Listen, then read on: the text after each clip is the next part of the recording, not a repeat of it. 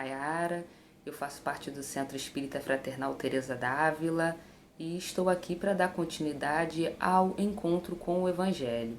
Nesse primeiro momento a gente vai fazer a prece para iniciar os nossos estudos. Vamos elevar nossos pensamentos a Deus, nosso Pai, a Teresa d'Ávila, Rafael, o Birajara, Francisco, todos os benfeitores espirituais da casa, que possamos pedir apoio, sustentação nesse momento de estudo do Evangelho, de aprofundamento sobre as leis de Deus, no qual Jesus nos trouxe, que possamos então estar felizes e agradecidos por esse momento de reflexão. Fica conosco, Senhor, e que da nossa parte demos por iniciado o encontro com o Evangelho de hoje. Que assim seja, graças a Deus. Irmãos, a parte que nos coube falar hoje é o Evangelho no seu capítulo 8º, que é bem-aventurados que têm o coração puro, e o item é o item 5, pecado por pensamento, adultério. Esse item é uma passagem bíblica anotada por Mateus, no seu capítulo 5, versículos 27 e 28. Eu vou ler então. Aprendestes o que foi dito aos antigos, não cometereis adultério. Eu, porém, vos digo que todo aquele que tiver olhado uma mulher com um mau desejo por ela em seu coração, já cometeu adultério com ela. É uma passagem curta, ela faz parte do Sermão da Montanha, no qual Jesus estava falando com os discípulos e com a multidão que cercava, sobre as bem-aventuranças, sobre os ensinamentos de Deus. E a gente pode começar a reflexão do começo. Aprendestes o que foi dito aos antigos, não cometereis adultério. Me chama a atenção que ele fala aos antigos, Quer dizer, já é uma mensagem que está conosco já há algum tempo, Já está há algum tempo conosco essa mensagem e, de repente, falta um esclarecimento, falta uma elucidação para a gente entender se a gente está cometendo adultério, para a gente entender o que é adultério, porque às vezes a gente está num contexto e não está muito prestando atenção. Então a gente veio buscando também o significado da palavra adultério no dicionário e a gente encontrou, dentre algumas palavras, alterar, falsificar, corromper e estragar. Ou seja, adultério já dá uma visão para a gente que é algo que não é positivo, é algo que não é salutar. Então, por isso, Moisés já veio trazendo para a gente, não cometereis adultério, Então, a gente já pode perceber também que o adultério não existe só na forma como está aqui esse exemplo, porque o Sermão da Montanha ele é grande. Então, o trecho que coube a nós é esse trecho pequeno, mas existe um contexto, Então, ele vem colocar, na verdade, Jesus olha o adultério como uma coisa, um vício, como uma coisa má, como uma coisa que não nos leva para um positivo, para lidarmos com as situações da vida de uma forma que vai nos trazer coisas salutares. Tanto que o início, o título do item é pecado por pensamento. E o pecado, ele traz uma ideia de alguma coisa que está fora da lei, Alguma coisa que não combina com a proposta do Espiritismo, que é a evolução, que a gente entende que somos espíritos imortais, ainda imperfeitos, mas a caminho de um progresso, a caminho de uma tomada de consciência, de renovação íntima, de uma reforma, da nossa cura moral, espiritual.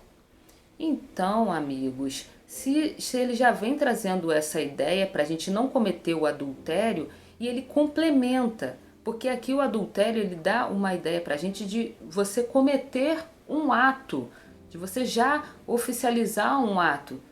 E ele complementa, Eu, porém, vos digo que todo aquele que tiver olhado uma mulher com um mau desejo por ela, em seu coração já cometeu adultério com ela. Quer dizer, Jesus eleva o nível da nossa responsabilidade aqui, nessa continuação, nessa segunda frase. Porque ele está dizendo que não basta a gente não cometer o ato, mas que a gente, como espíritos imortais que somos, que temos o atributo do pensamento, né? Um atributo da alma, o ato de pensar. Pensamento é refletir, é uma reflexão, é você meditar sobre alguma coisa. Então, quer dizer, ele vem colocar como que o pensamento, quando ele está adulterado, quando ele está corrompido, ele traz também um malefício. Então, quando a gente não cometeu o ato em si, mas pensou naquilo, pensou numa coisa assim bem negativa, a gente também está cometendo o adultério, né? E irmãos, a gente às vezes pode até se assustar um pouco, né? Ficar, meu Deus, né? Quantas vezes eu pensei mal do meu irmão, quantas vezes eu pensei, né, de uma forma não fraterna com relação ao outro, né? Você vê a gente que passa por momentos assim difíceis, estamos numa pandemia, estamos passando por momentos assim, a rede social ela é maravilhosa, é ótima, só que a gente tem acentuado tanto assim as brigas por causa de opinião, por causa de visão política, por causa de religião, por causa de tantos fatores, que a gente é convidado sim a pensar sobre como estamos pensando, né? Como estamos emitindo isso para o universo, para o cosmos. Porque a gente também tem na doutrina espírita, ela nos diz que o pensamento é criador, né? Olha a nossa responsabilidade. Não é para a gente ter medo, mas a gente também não deve se isentar, né, do que nós estamos emitindo, do que estamos jogando para o universo. Então, meus irmãos, a gente sempre pode mudar. Isso que a doutrina fala e é o que me deixa mais assim feliz, esperançosa, porque realmente nós somos filhos de Deus, nós fomos criados simples e ignorantes, mas a gente tem toda a condição, e isso é fato, que a gente vai chegar lá, a gente vai atingir a perfeição. Então, amigos, é um exercício, é um processo muitas vezes assim doloroso mesmo, da gente reconstruir o nosso pensamento, da gente mudar nossos atos. Mas assim, a gente tem recurso para isso, a gente não está sozinho, a gente tem o apoio dos nossos guias espirituais, a gente tem o apoio da doutrina espírita, a gente tem assim a nossa consciência que a gente vai evoluindo, a gente tem tudo a nosso favor, tudo. Basta a gente dar o primeiro passo. Basta a gente pedir ajuda, basta a gente reconhecer, estou precisando de ajuda, não estou conseguindo isso daqui. Então a gente vai buscar a ferramenta, a gente vai fazer prece, que é também um recurso, enfim, se a gente tiver num momento assim de muita perturbação, de muita conturbação, a gente faz prece. A gente pede ajuda. Às vezes a gente tem dificuldade de fazer prece, mas só da gente reconhecer isso já é positivo. Isso já é uma forma da gente, de alguma forma, tô precisando de ajuda. Tá difícil aqui e a gente vai conseguir, com toda certeza, porque a resposta vem. A gente não fica sem resposta, né? E irmãos, uma das coisas também que a doutrina vem falando assim, para a gente combater em nós é o materialismo, né? E quando a gente tem uma visão muito material da coisa, né? A gente que está aqui na Terra, está encarnado, está passando pelos julgos, né? Da carne, mas a gente, quando já tem um conhecimento, já tem um entendimento de que a gente não é o corpo, a gente não é, eu não sou, né? Somente a carne, a matéria, a gente está aqui para usar da melhor forma, a gente entende que a gente precisa mudar alguns conceitos, algumas visões para nos adequar a melhor forma que a gente quer fazer a vida. E como é que a gente faz? É fazendo bem, né? É buscando inspiração, é buscando o trabalho do bem, é buscando fazer, usar a nossa potência de uma forma assim realmente que abranja não só a gente, mas ao próximo. Porque quando a gente fala de adultério, muitas das vezes a gente adultera, a gente falseia alguma coisa por conta do nosso egoísmo, por conta de nossa vaidade, de orgulho, que a gente não quer baixar a cabeça, que a gente não quer se modificar. E aí quando a gente entende que enquanto não fizermos esse esforço, a gente vai ficar voltando, né? E não é melhor a gente resolver as situações, né, com mais calma?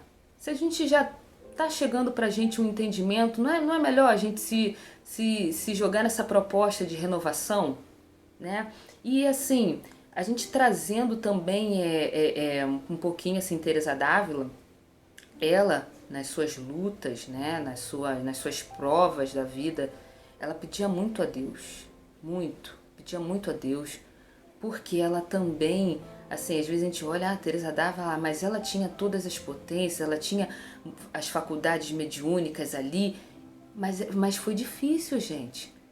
Encarnar não é fácil não, mas ela teve muita força moral para pedir ajuda nos momentos que ela estava passando pelas penas, como ela coloca no seu livro da vida. Ela pedia ajuda para conseguir êxito, né? Para conseguir enfrentar os seus medos, porque às vezes, né, era um momento assim de não saber, né, o que é o melhor. Você está passando pelas provas, mas às vezes a dor era tão grande que pedia para aquilo cessar, né, para baixar as tormentas, para aliviar. Mas também ela reconhecia que aquele momento que ela estava passando pela provação era útil, era importante para ela. E aí ela também queria voltar a ter o contato com Deus. Então, assim, amigos, que a gente não tenha vergonha de pedir ajuda, não. Porque, assim, para a gente se purificar, como diz aqui no capítulo do Evangelho, bem-aventurados que têm o coração puro, a gente vai precisar reconhecer que a gente, de alguma forma, não está na nossa melhor forma. A gente vai precisar reconhecer de que a gente tem que melhorar, a gente tem que passar pelas nossas reflexões e investir nisso, como espíritos imortais que somos, que Deus está conosco, que a gente não está sozinho não. Moisés veio trazendo para a gente os 10 mandamentos e Jesus veio explicando, facilitando o nosso entendimento, e a doutrina espírita vem mais à frente, explicando mais ainda, né? Vem assim, facilitando muito o nosso entendimento da coisa, da nossa vivência, das nossas lutas, que a gente vai conseguir. Mas a gente precisa fazer esse encontro. A gente precisa se encontrar conosco para ver onde a gente está adulterando as nossas potências, a nossa capacidade, e seguir, traçar um plano de melhoria para a gente conseguir ser efetivo, para a gente conseguir fazer o nosso melhor. Simples assim, fazer o nosso melhor. Na verdade, assim, é difícil, mas a gente pode até trocar a palavra. É desafiador. Porque quando a gente está em paz conosco, quando a gente sabe que fez o nosso melhor, mesmo que seja diante de uma pequena situação, a gente vê como aquilo ali é bom e como faz bem não só a nós, mas o nosso entorno. Que a gente possa ter força para conseguir identificar em nós as nossas lutas e caminhar. Traçar esse plano de melhoria e caminhar. Então, meus irmãos, vamos encerrar esse momento com um agradecimento, uma prece de agradecimento. Fica conosco, Senhor, nesse dia, nesse momento. Enfim, nas nossas horas de luta, de batalha, conosco mesmo, porque o ensinamento espírita é pra gente, é pra nós. Que possamos agradecer esses guias benfeitores, amorosos, Teresa Dávila, Rafael, Birajara, Francisco, todos esses guias, agradecer por esse momento de sustentação e de apoio e em todos os momentos da vida em que nós sentirmos que estamos, falhando de alguma forma, que a gente possa se segurar nisso, nossa fé, nosso esclarecimento, em buscar recursos para sairmos vitoriosos. Fica conosco, Senhor, hoje, agora e sempre. E que assim seja, graças a Deus. Tchau, irmãos. Muito obrigada por esse momento. Que possamos estar aqui em outros.